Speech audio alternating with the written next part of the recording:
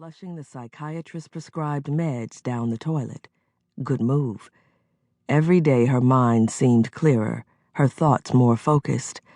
She'd even reconnected with her best friend, Chris, who'd encouraged her to end Charlie's flirtations once and for all, and had helped her flesh out the details on getting it done. The first part, taunting Charlie into this late-night visit, had been easy. The dyke guard had been sniffing around and drooling over her for almost 2 years, kept away only when Jacqueline threatened to tell the warden, whose son Jacqueline had slept with while in county jail. The threat was made moot 2 months ago when the warden had resigned and her son's inappropriate actions no longer threatened her employment. That's when Charlie had reiterated her desires, along with the promise that sooner or later they would be realized. Tonight, Jacqueline had whispered as the women filed from the dining room and returned to their cells. She'd flashed a shy smile before turning the corner, had glimpsed the brazen lust that filled Charlie's eyes. There'd been no doubt that tonight she'd have a visitor. Now, all she had to do was play the vixen about whom her captor had fantasized, and the hunter would get captured by the prey. The sight of Jacqueline sprawled against the stark white sheet took Charlie's breath away.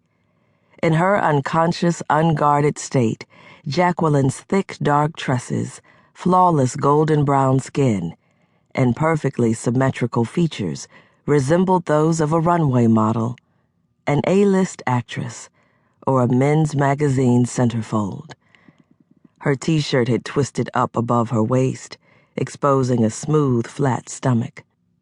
One long leg was bent at the knee, mimicking the angle of the arm above it. The other lay straight and revealed painted pink toenails.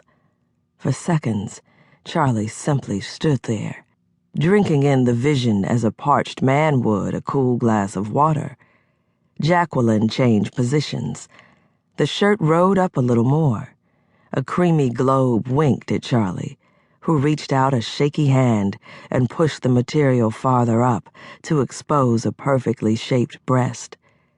Jacqueline turned once more. Her eyes fluttered, then opened. She stared at Charlie. Charlie stared back. Time stood still.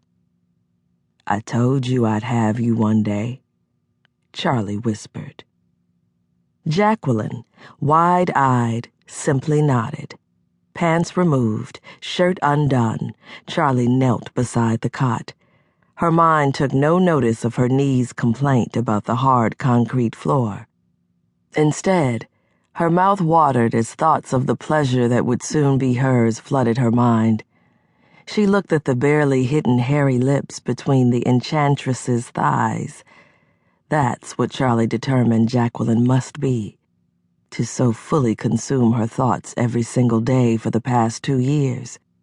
So much so that her 14-year partnership had disintegrated, and Charlie had chosen nipple suckers, Venus butterflies, and Jacqueline-fueled fantasies to replace her lover in their previously shared home. Charlie reached out a tentative hand and touched her. Softly, reverently. She ran first 1 finger and then 2 down the length of Jacqueline's arm. Up and down again. Jacqueline watched, but Charlie could no longer meet her eyes. Suddenly, she felt like the dorky schoolgirl who got the jock. Jacqueline hadn't rebuffed her, hadn't been teasing, hadn't changed her mind. Unbelievable.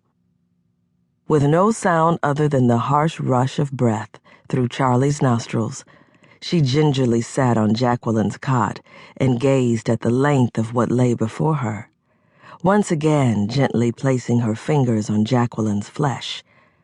Her thighs were silkier than gelato, softer than a newborn's bottom.